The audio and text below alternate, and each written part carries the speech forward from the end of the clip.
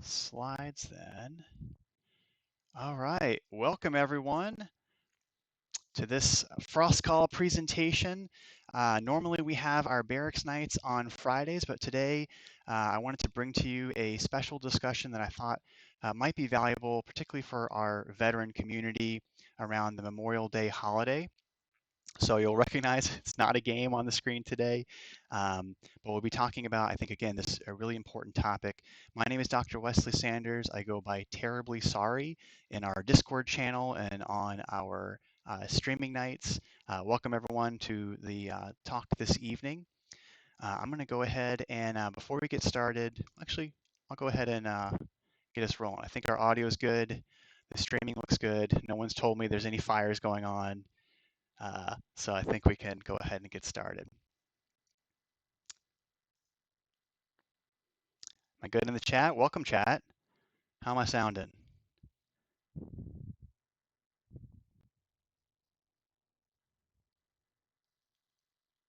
Sounds good. Okay, I got lots of good responses. I like that. Um, okay, Lima Charlie. Hey, everyone. So for those of you who don't know me, again, my name is Dr. Wesley Sanders. I am a licensed clinical psychologist.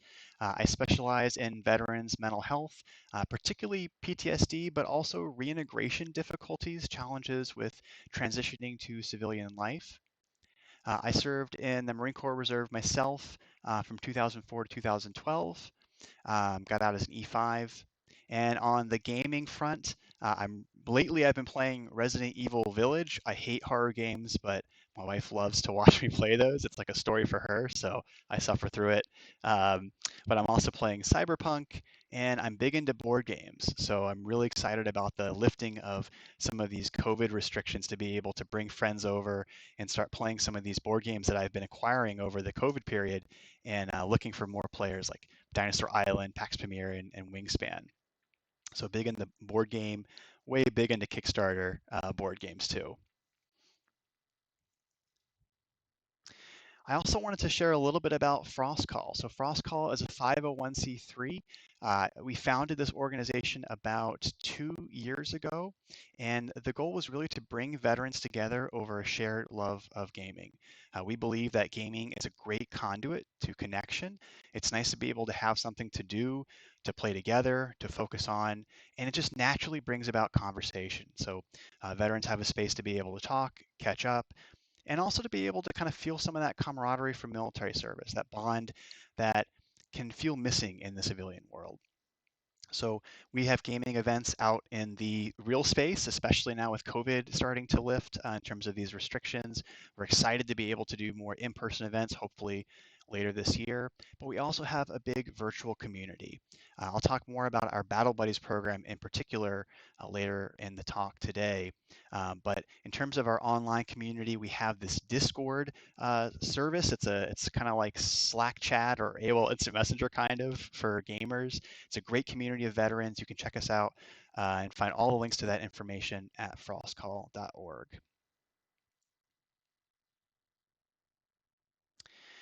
A little bit about our mission. Again, our goal here is really about supporting veterans over a shared passion for gaming. But gaming doesn't have to be just video games. So we do have a lot of digital space because of our virtual presence. But we also get together to play board games, to sporting events, still games. Um, and even just playing cards with friends can be a great opportunity to connect with others. We strongly believe in destigmatizing mental health, making it more accessible for veterans. It is highly stigmatized in the veteran community. It's long been associated with weakness and frankly sometimes been punished among military veterans. So it's something that we're trying to work to reverse and to help veterans get the care and support that they need. This talk was born out of part of that mission to be able to destigmatize mental health needs for veterans over a very solemn and difficult holiday period. So, what are our goals for today? Well, I want to be able to talk more about grief, honor, and mental health around Memorial Day. So, for today, I'm going to introduce a little bit about grief, what grief is, or at least how we conceptualize it in a lot of different clinical spaces. I'm going to talk about complicated grief. So, where does grief start to get challenging? When does it start to become quote unquote complicated? Isn't all grief complicated?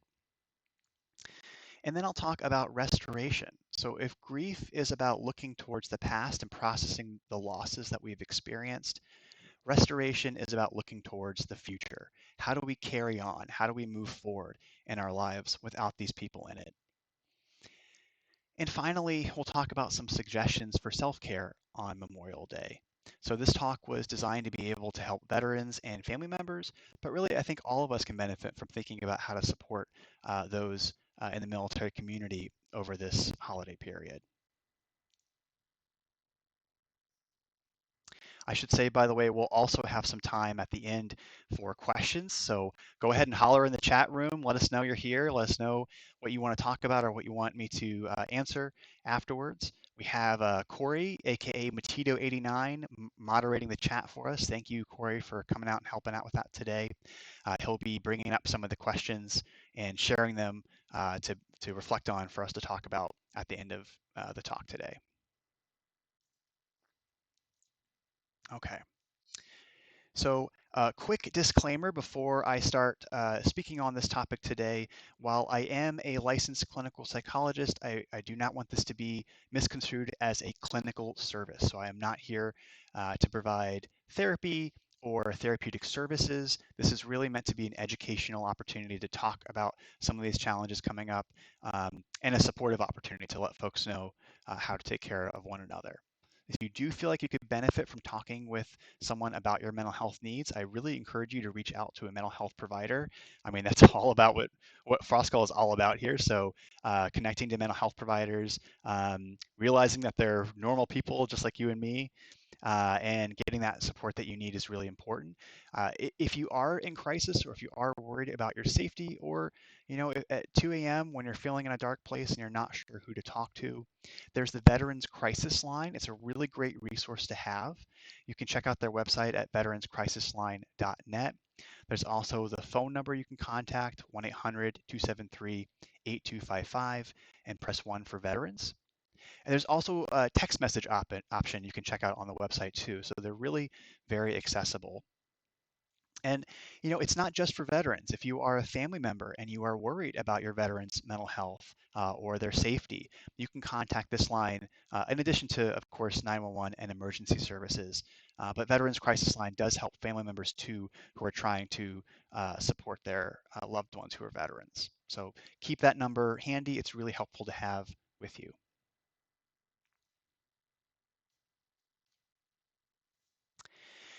I wanted to start our conversation today about grief by first talking about this idea of attachment.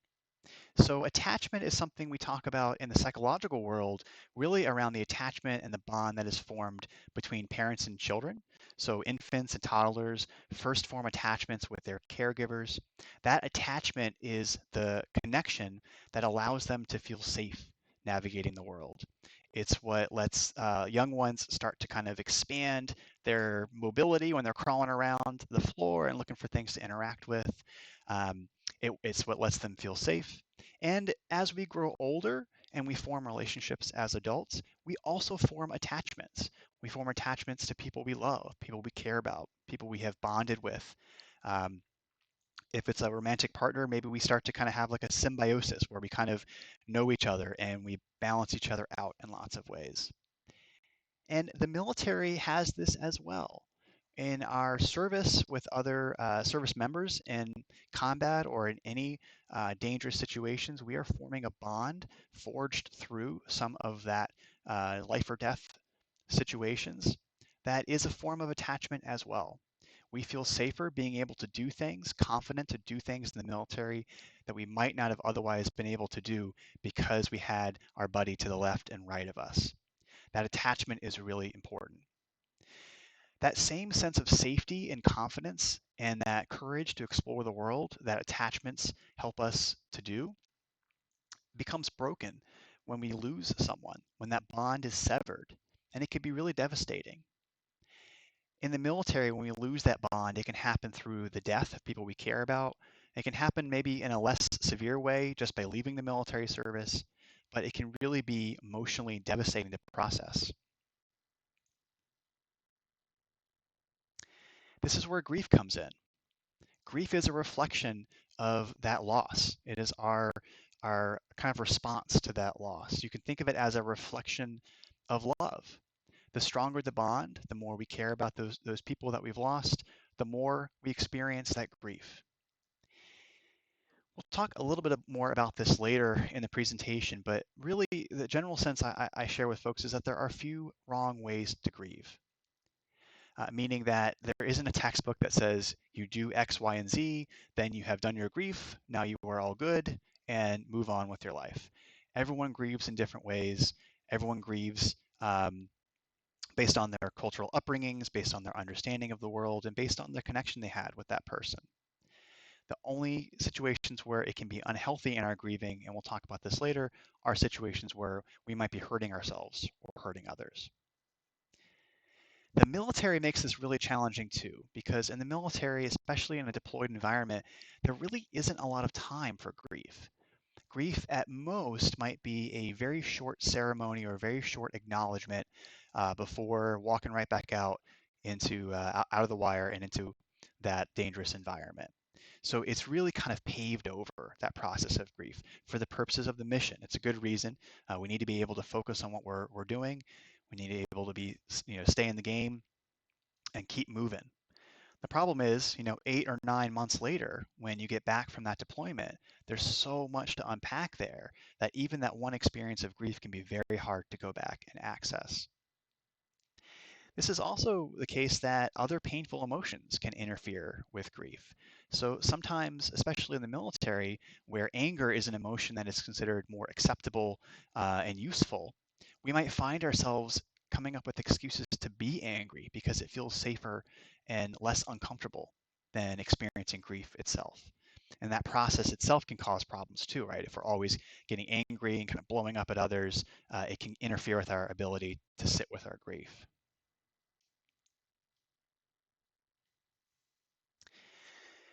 Also, I wanted to talk a little bit about the process of grief. So, grief really isn't just one kind of form. Grief is something that takes a couple different forms over the trajectory of our processing of this loss. So, acute grief you could think of as the initial response to a loss.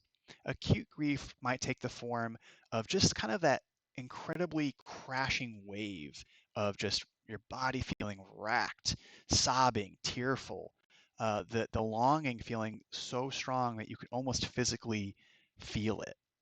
And that acute grief is that just overwhelming feeling that comes and goes in waves. It can catch us off guard. Um, it can be overwhelming at times, and it tends to come and then recede for a while and then come right back. And it's not always predictable. Sometimes there are moments where we're just kind of suddenly surprised by our grief while we're going through this process. We can struggle to even accept or acknowledge the loss because it feels so unreal to us. The bond that has been severed feels so disorienting that it's hard to acknowledge. Over time, though, this grief starts to take a different form. We start to find those waves crest a little bit less high and they crash a little bit less intensely. We can find ourselves still getting caught off guard by that grief, but feeling more confident and able to tolerate and handle that grief in order to be able to do the things that we need to do on a day-to-day basis. We will still miss this person. We still experience the very painful memory of their loss. We carry this grief with us forever, but it's considered integrated, meaning it is now a part of us, this grief, but not overwhelming us. It is a thing that we carry with us in our life journey moving forward. This process of transition from acute grief to integrated grief can take a very long time, uh, but really where it can become troublesome is if it gets stymied in the process. This is what we call complicated grief. Complicated grief is when our grieving process is stopped or paused or just kind of gets caught in an infinite loop. We're still ruminating, still finding ourselves in a state of disbelief maybe even years after the loss. We're still struggling to uh, maybe pack away things that reminded us of our loved one. Or maybe it's the opposite. We stay completely away from anyone we served with or anyone we connected to because that loss is so painful, we just don't want to think about it anymore. And if we get caught in that loop and we don't have a chance to process the grief, it can really get in the way of being able to make sense of it. And of course, being able to then have that wave after wave of acute grief that can be so exhausting and overwhelming start to dissipate.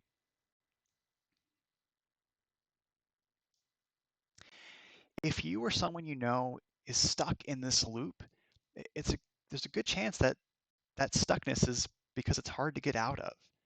And sometimes when we're stuck in those loops, it's hard to know, how do we escape? What do we do differently? How do we face something that we've been spending a lot of time trying to avoid?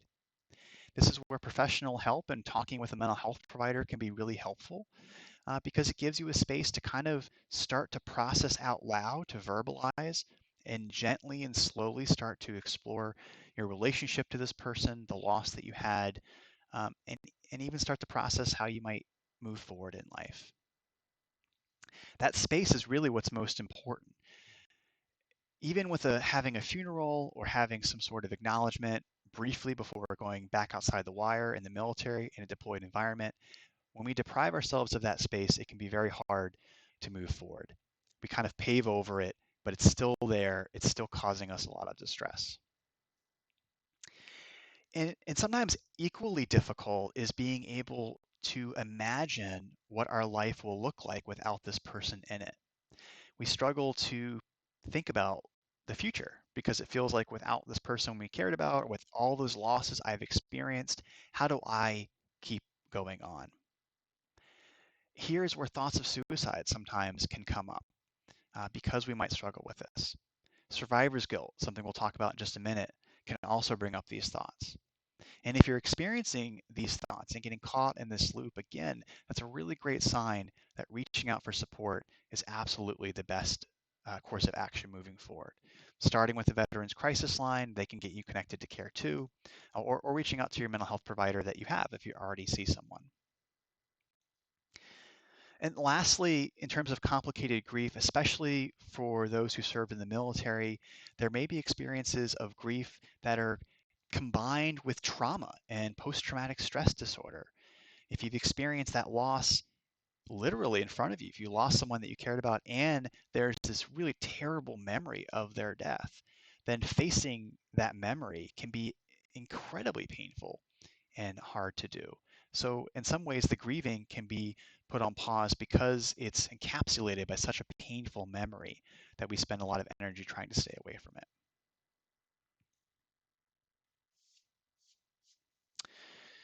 So, in the military community, there is this term called survivor's guilt. Maybe some of you have heard of this before. Um, this concept is used to refer to that feeling that you have of guilt just for living, just for being alive when other people are not alive.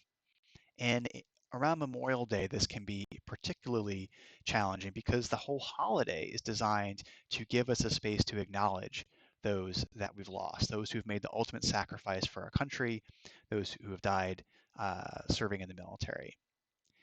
So that feeling of, why did I survive? Why am I alive when my buddy or many of my friends are not, is kind of a question that has an answer of, I shouldn't be alive.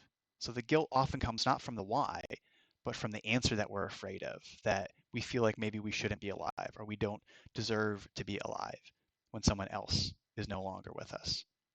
Or we place judgments on our quality of life. What are we doing with our lives? I'm not doing enough with my life to make it worthy of this sacrifice that my friends or my friend has made. That feeling and that stuckness of, I should be doing more, or I'm not good enough, can also generate some of those thoughts of not deserving to live. When in fact, almost always the people who have given their life uh, do so with the intent of us being able to enjoy and experience the lives around us. It can be really helpful to talk with friends, particularly those who served in the military, if these are some of the challenges coming up for you. Because oftentimes when we talk to a military buddy, and those of you who are veterans in our chat um, kind of know that feeling. When you bring up something, veterans will call you on your BS. And if you are beating yourself up like this, and they see a friend in need, they will call you out on that, and they will challenge some of those assumptions of survivor's guilt. And you can do it for each other. It can be really helpful, especially if you feel trapped with some of those burdens, to remind yourself of the others that are still with you as well. And of course, if those burdens do feel like something that have become too difficult to carry, if the logic seems so sound, so airtight, that the guilt is something that you feel like you deserve or have to carry for the rest of your life, it's really worth examining this more in depth with a mental health professional to explore your relationship to those that you've lost, the purposes of this guilt, what it does for you, and how you can find other ways to honor the loss you've experienced that might not involve the psychological suffering that you might be inflicting on yourself with this guilt. One angle to take here with that guilt is to kind of flip it on its head.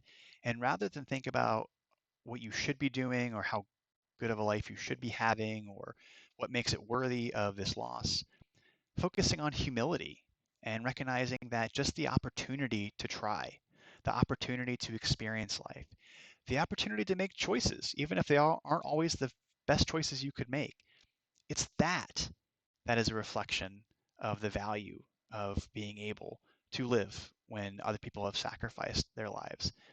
We in the military, oftentimes the sacrifice is knowing that other people get choices, that they get to engage with the world moving forward in meaningful ways. And that's why we sign on the dotted line. It's why we stepped on the yellow footprints. It was the freedom piece to make those choices that is really valuable. So focusing on that and giving yourself some humility. Hey, you know what? I'm not always going to do the best things. I'm not always going to have like the rock star life, but whatever I do, just being able to do it is part of what's so valuable.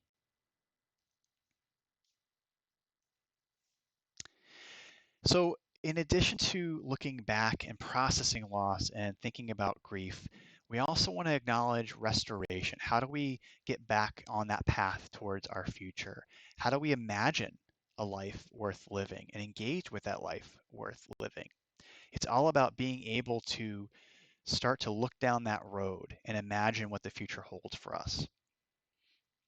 It can also include honoring those that we've lost. So we no longer have some of these people in our lives. How can we carry their memories with us in a way that pays tribute to their sacrifice, honors their deaths, but also allows me to engage with the world and find meaning in it at the same time? So there are a number of different ways that a lot of folks access this feeling of honoring loss, and we'll talk more about some suggestions in a minute. But things like planting a tree, which is actually a really cool one because the symbolism of growth and rebirth and life carrying on, new life in this form of a tree that you can see and watch grow over time, or maybe hire someone to plant it for you if you're not much of a green thumb. But it carries a lot of value that you can go and you can look at and you can reflect for years later. Some folks wear bracelets with those that they've lost stamped on them as a reminder, a daily reminder that can be helpful to honor those that we've lost. Or, of course, the tradition on Memorial Day is to plant flags. And there's an important reason behind this. There's the symbolism of seeing and recognizing those that we've lost.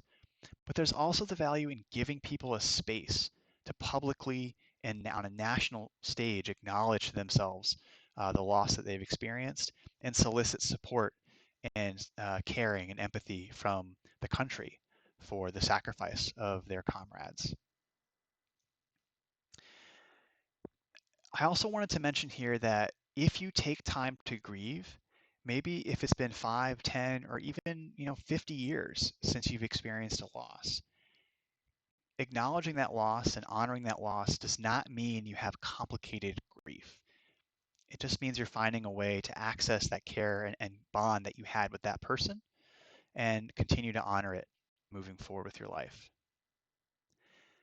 The really key thing here is just making sure that however you do it, it doesn't cause physical or psychological harm to yourself. Thoughts like, I deserve to be punished or I don't deserve to be happy, those are psychologically harmful. Those are causing you pain and suffering as a way to honor the loss of someone you cared about. The idea here with restoration is to think about ways to honor that loss so that it's not causing that pain and suffering. And I suspect for all of you out there in the chat today, if you've had uh, uh, friends that you've lost in the military, that they would not want that for you, that the goal is to allow you to be able to be happy and engage with life.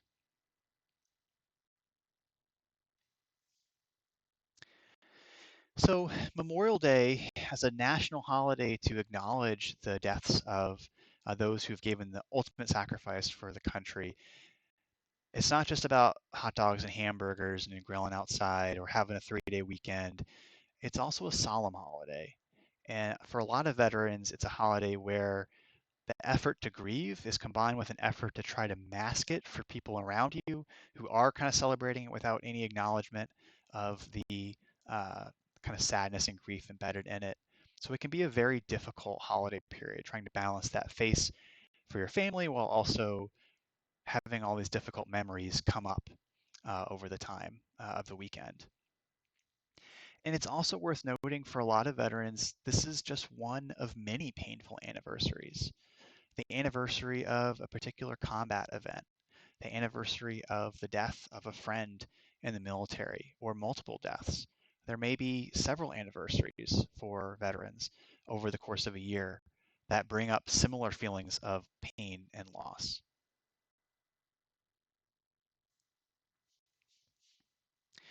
In terms of some suggestions about things that can be helpful for just getting through the Memorial Day weekend, the first thing is to acknowledge, to anticipate. So in the Marine Corps, we had a saying, I don't know for those of you in the chat and other branches, if you've heard the saying, proper prior planning prevents piss poor performance. There's a lot of P's there. Um, this idea comes from the concept of thinking ahead and recognizing that putting some effort, knowing something's coming up down the line, is a very powerful source of support. And if you know that Memorial Day weekend is coming up around the corner and you know it's been challenging in the past, what that means is that you have an opportunity to think ahead and start to put a plan together to take care of yourself over that weekend. What has been helpful in the past?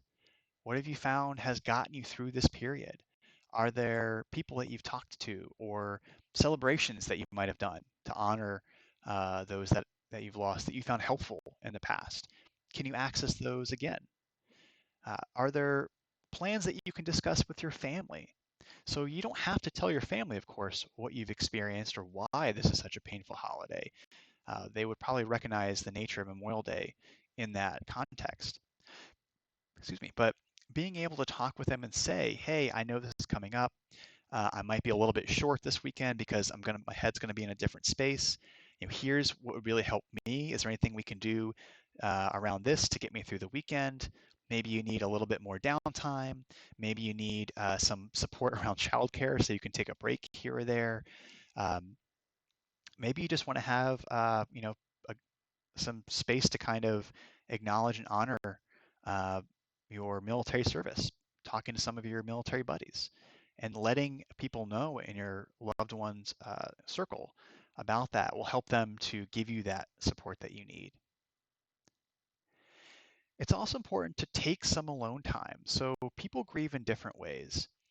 One way that some people grieve is by kind of giving themselves an opportunity to sit and reflect, to think about those that they've lost, not necessarily to be able to think about their death per se, but to think about their life, to think about what they contributed to those around them, the value that they provided in our lives, what they meant to us, the good memories too. And maybe it means getting a little bit of space to be able to do this. Maybe it means letting the family know, hey, I'm going to take the dogs for a walk. I'll be back in a couple hours. Um, Maybe it means kind of planning for going out to a nice peaceful area where you can kind of take a break. The key here is again with that anticipate. really bringing your family or anyone in your immediate circle of trust into awareness of what you're doing and when you're coming back. So hopping into your truck and driving off into the sunset is not necessarily the best way to manage this because it can cause some concern and distress among your family. But being able to say, hey, I'm going out for a couple hours, I'll be back, or even letting people know why, if you feel comfortable disclosing that, can help them to help you with that period over the weekend. While some people reflect internally and need that downtime and alone time, other people find it valuable to connect with their military buddies. Maybe you want to shoot a text to someone you haven't talked to in a little while. Maybe it might be nice to see if you can get a Zoom chat or something with the folks you served with. Um, or maybe, a good old fashioned phone call, like a real talking on the phone, real life person. Wouldn't that be a treat to kind of talk to a real person instead of just texting all the time? You can reach out to folks you served with, maybe start to ping some people and just say, hey, just want to see how you're doing. I want to catch up a little bit. It's kind of another version of that taking some alone time, but it's giving you another person to kind of process with and talk some of those pleasant memories about someone that you've both lost and both grieved over together.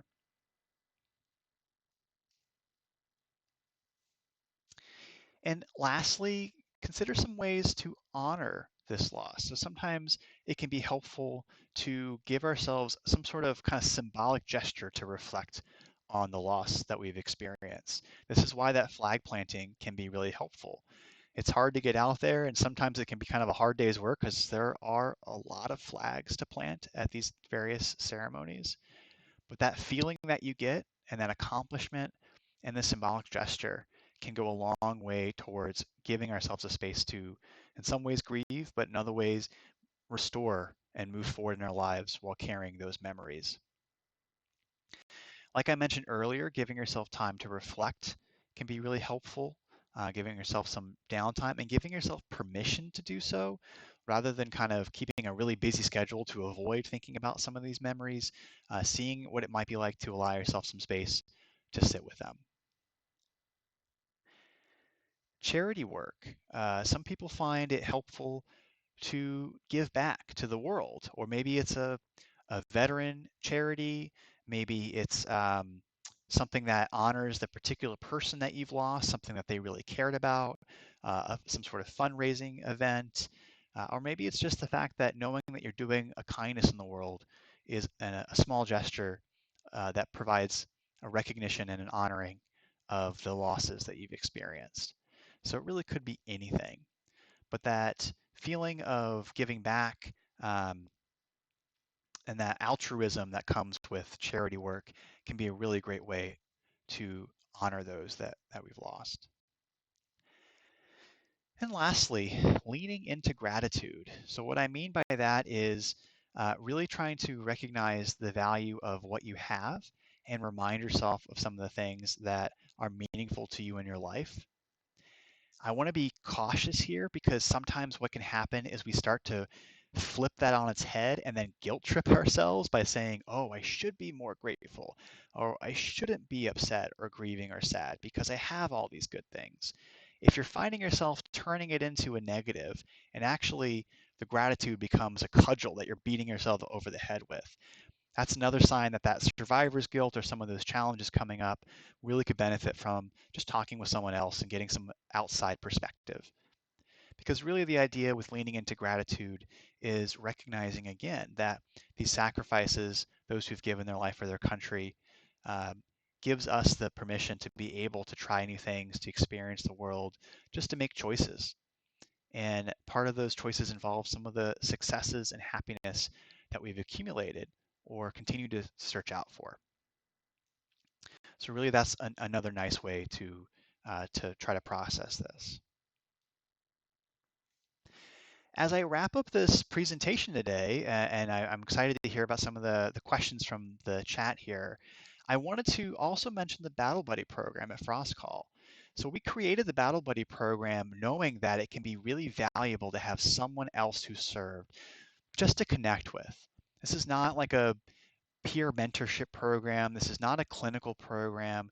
This is just someone else who served in the military who can provide an opportunity for connection. So the Battle Buddy program pairs veterans with one another in our Discord community. We ask that folks keep in touch once a week. It can be any format you want. You can play games together, you can chat together, you can meet up, hang out in person together, just texting each other to say, hey, how's it going? What's up? Knowing someone is out there checking on how things are going and just being a platform to talk to can be immensely valuable. And a lot of the folks in our community who have participated in the Battle Buddy program just found it helpful to know that there's someone else out there who gets it, who understands their experiences, and who they can reach out to keep in touch with. And in some cases, our Battle Buddy community has formed new bonds. Even though you might not have served with this particular veteran, the shared commonality of military service can still form that attachment bond we talked about earlier and can be really valuable. And so we've had folks in our community make new battle buddies and gone out and had new experiences and new connections and found it really helpful to kind of re-engage with life and particularly re-engaging with their civilian life after getting out of the military. So there's a link in the chat if you're interested to consider participating in the Battle Buddy program. If you are not a veteran and you know other veterans who might be interested in this program, it's open to anyone who has served, including active service members or reservists who might find it helpful just to connect with other folks in the military. Please, you can check out that website at frostcall.org/battlebuddy. All right, so I have talked long enough. I wanted to pause here to bring on Corey, who's going to be helping to moderate the chat and bring in some of the questions that we've gotten. We did send out a request for questions to our Discord community prior to the stream, so we have some questions from folks in our Discord, and we have hopefully we'll have some questions too in the chat. I will do my best to monitor it. I struggle to maintain multiple sources of attention, but I do see there's been lots of posts up in the chat, so I'm excited to see what folks have for us today. So welcome, Corey. You there? I am here, yes.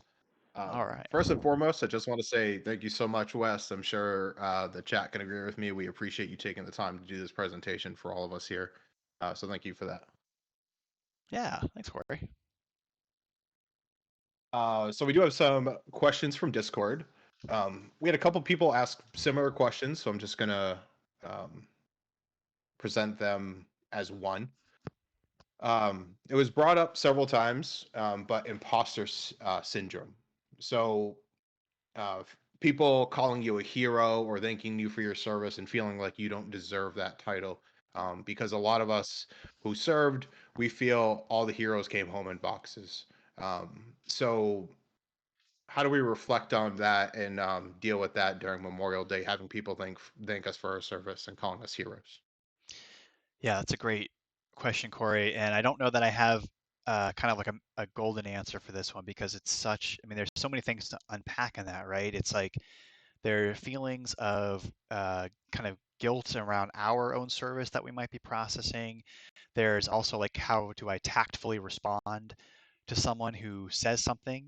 Um, and I think there's also a piece here too, because when people are saying thank you for your service, their intention versus how we interpret it might be two very separate things, right? Like we might be interpreting it through our own lens of I don't deserve to be thanked, and they might have no idea. They oftentimes most civilians have no idea what our service was. If they know you served, they just kind of make this statement.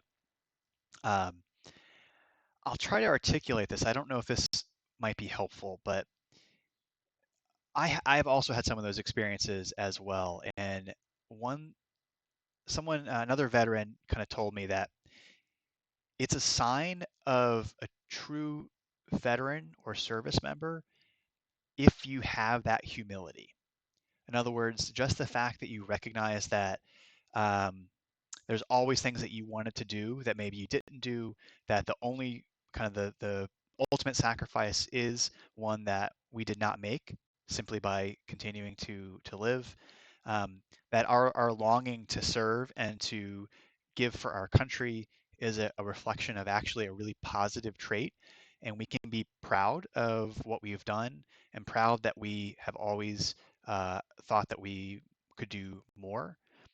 We don't have to have it be something that is like a albatross around our neck, or a weight that we carry for the rest of our lives. That we can find ways to be proud, because every contribution we make to the military or to our country was an important contribution, even if it was in one way or another. um, the other thing is around how to talk to people when they say the "thank you for your service" thing. And maybe it's because I'm in my own bubble of working with veterans so much, but I feel like the American public is becoming a little bit more aware, some people are, how triggering of a statement that can be, because you're potentially activating other people's mixed feelings about their military service. So there is maybe some openness to feedback, I'll say, on that. So if you feel comfortable being able to, let someone know, if you want to say, right now, this holiday, Memorial Day, is all about honoring not me, but honoring the people who have given their lives in the line of duty, and really kind of acknowledging the importance of the holiday can be helpful. But maybe you just don't have the emotional bandwidth to deal with that, and that's okay too. If you do deflect it, just make sure you also give yourself some time to kind of process and challenge some of your own negative assumptions of your service, because I know everyone in this chat has given a lot for their country. And just by being here today, everyone here cares a lot about their mental health and about the mental health of other veterans. So if I sat down with those folks, anyone who had some of these thoughts of imposter syndrome, at least in my therapy sense, I'd be sitting down coming up with all these great examples that push back against that. It can also be helpful to talk with friends or peers or even mental health providers to get some support around that too, to help you find some of that evidence if you're struggling to push back against those beliefs. That was my Yeah, long-winded answer. I don't know if I even covered half of what was coming up there. yeah, I definitely think you covered most of it there. And you did touch on one of the next questions that I had, or that Discord had, was some techniques for explaining to civilians who absolutely mean well, but don't actually really understand the difference between Memorial and Veterans Day. I know we've all seen the memes that show like the difference between the two, but some civilians just don't get it. How do we explain that to them? I guess I would throw that back to the question asker to say, is it your responsibility to to explain it to someone? If it feels kind of exhausting, if it feels like something that it's safer just to kind of set down and move away from, that's okay. I just want to say that a lot. That's okay. You do not have to uh, correct someone who is unsat, as we say in the military. Um, but if you do feel comfortable, or if you are in a headspace, then I think approaching it from a place of empathy. Like Corey, when you ask the question, and I suspect the question asker probably has a similar feeling, there's an acknowledgement that this confusion is not coming from a place of someone trying to be hurtful or rude. Maybe the memes are being sarcastic, but in real life, when someone confuses them, or they maybe kind of thank you for your service, but they're not really sure what to say, they're in this awkward boat of just not fully understanding. And if you feel comfortable, ask them a question. Do you understand the difference between Veterans Day and Memorial Day? Um, did you have anyone in the who served in the military? Maybe they don't have that awareness, or maybe they did and they understand it a little bit, but they just don't pay attention as much because they haven't experienced some of that loss. So trying to kind of come at it from a place of empathy, like an assumption of good intent, might help you to find the words that you're looking for to um, educate them if you feel comfortable. Okay. Yeah, it makes sense. Um, just matter of being comfortable.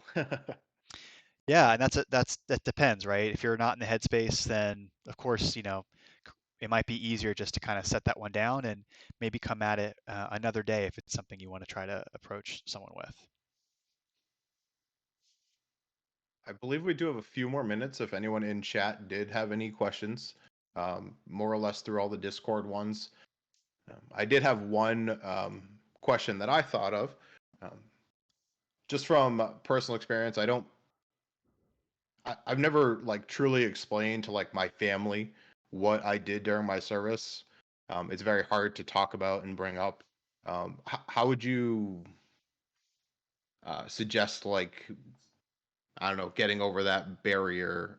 Just because I don't know, it kind of relates to imposter syndrome. I don't feel like my family actually understands anything that I did during my time. That's a really good question, Corey, and I think it's a very personal one. Um, it really kind of depends. So in some cases, if it's something, for example, something traumatic that happened, um, it some people, if the trust circle feels really tightly bonded, if you feel like they're able to listen and support, uh, finding a space to talk with family and share with them can be really empowering because it helps you to feel like you are able to kind of own your story. Um, However, that's not the case for everyone. So for some people, they might not choose to share because while I do push back against this idea that no civilian can understand your experiences in the military, there are some experiences that can be very painful to hear to someone who didn't live through it, and that can be distressing for everyone. So it's really something to explore, for example, with a mental health provider about what this might look like, to talk with your family about. You may choose to share some information and not others. I also say too that there are a lot more documentaries, video recordings, and things like that of different aspects of deployed environments than there were even during my service. And sometimes there are ways to access kind of giving someone a sense of what we have done and what we experienced that are um, kind of prepackaged for us, so to speak. So there's kind of ways to kind of give people some of the idea of what does it mean to be an O3 in the Marine Corps, for example, to even just understand a baseline of some of the experiences that folks might have had. And then if the trust is there, being able to share some of the more specific experiences that you've had. But it really is a personal choice, and I think it depends how much and to what degree you share depends on um, your comfort level, what you're hoping to get out of the disclosure with your family. Like if it's understanding, for example, how do you want to go about getting that understanding? And I also think it can help to talk with a provider to kind of like put a plan together and work with them to think about what your what your steps are to be able to share this so that you feel supported, um, not just by your family, but also by your outside support while you're going through the process, because it can be really hard to talk about. All right, thank you. Um, Let me give it another 30 seconds or so, see if anyone has any last minute questions. We did go through the Discord chat. I just went through it again to verify we covered everything. Was there any last minute notes that you wanted to say, Wes, while we're here? Um, I'm trying to think. I think this is just a really hard period for a lot of folks, and one of the big things is just making sure if you see any warning signs or red flags, using, for example, a lot of drugs or alcohol to try to numb feelings, lashing out at people in really destructive ways, um, struggling and drowning in our grief or the guilt that we place upon ourselves. Um, these are just all signs that additional support can be helpful. Um, and I think if you're experiencing that, getting some additional help can be really, really valuable. But it does tie into this other factor that a lot of veterans experience, which is um, kind of like shame around getting mental health support. And Corey, you know this because Frostcall was founded on this principle of destigmatizing, but it takes a lot of courage to reach out and talk to someone.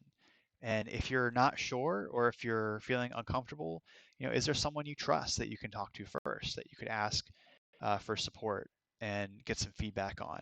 but it's really just important that you don't carry this alone. I think that's kind of the number one thing, is really try not to carry this alone, because that there are other people you care about that you've served with that can help you, even if how they help you looks different depending on your relationship with them.